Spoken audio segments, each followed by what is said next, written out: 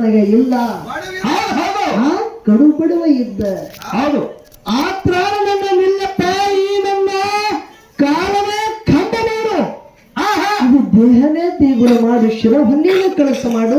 ನನ್ನೊಳಗ ಚೈತನ್ಯ ರೂಪನಾಗಿ ನೀ ಬಂದು ಏನು ಕೂಡಿದಿ, ನೀನೇ ಮೂರ್ತಿಕಾರನಾಗಿ ಇರು.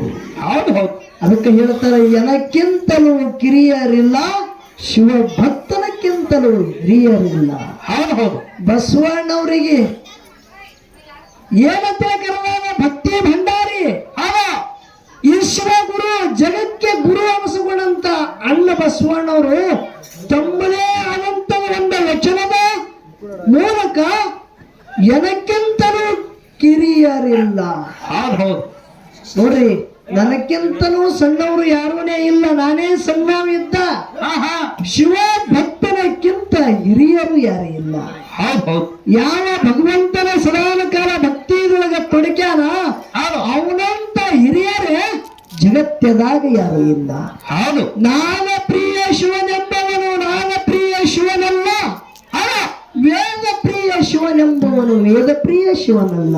ಹೌದು ಹೌದು ನಾನೇ ಮಾಡಿದ ರಾವಣನ ಅರವರ್ಷ ಆಯ್ತು, ವೇದ ವೇದಿದ ಬ್ರಹ್ಮನ ಶಿರವೂ ಹೋಯ್ತು. ಹೌದು ನಾನೇ ಪ್ರಿಯನಲ್ಲ, ವೇದವು ಪ್ರಿಯನಲ್ಲ, ಭಕ್ತಿ ಪ್ರಿಯ ಕೂಡಲ ಸಂಗಮ ದೇವ. ಹೌದು ಅದಕ್ಕೆ ಜಗತ್ತದಾಗ ಭಕ್ತಿ ಅನ್ನೋದು ಬಹಳ ದೊಡ್ಡದದ. ಜಗಜ್ಜನನಿ ಆ ತಾಯಿಯ ಒಂದು ಜಾತ್ರದ ಮಹೋತ್ಸವದ ಅಂಗವಾಗಿ ಭಕ್ತಿಯಿಂದ ನೀವು ಕೂತೀರಿ ಅಂದ್ರೆ ಬಂಧುಗಳೇ, ನಿಮ್ಮಂತ ಪುಣ್ಯವಂತರು ನಿಮ್ಮಂತ ಹಿರಿಯರು ಜಗತ್ತದಾಗ ಯಾರು ಇಲ್ಲ.